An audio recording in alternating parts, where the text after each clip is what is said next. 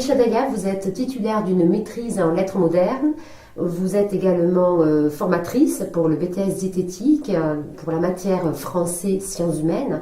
À ce titre, donc vous êtes formatrice depuis quelques années au sein des écoles Adonis. À ce titre, vous êtes auteur d'un ouvrage qui s'intitule Français sciences humaines pour le BTS diététique. Est-ce que vous pourriez nous raconter un petit peu le contenu? Bien sûr. Donc, le titulaire de ce BTS, en tant que professionnel de la nutrition, intervient auprès de la population, que ce soit de façon informative, préventive ou curative.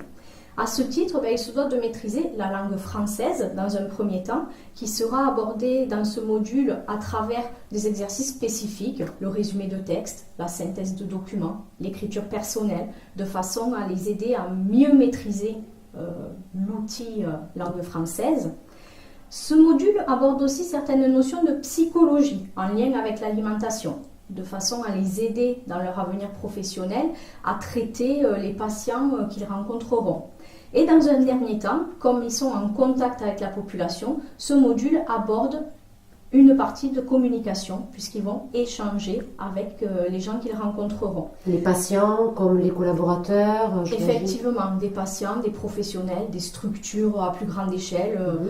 Et du coup, le module leur propose de faire un point sur les bases de la communication écrite et orale inhérentes au métier dans lesquels l'échange est premier.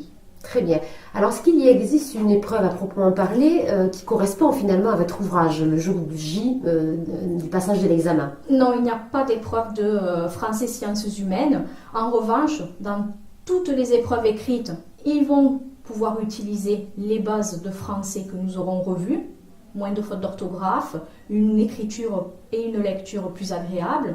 De la même façon, dans les épreuves plus professionnelles, ils pourront reprendre les notions de psychologie ou de communication qui auront été abordées.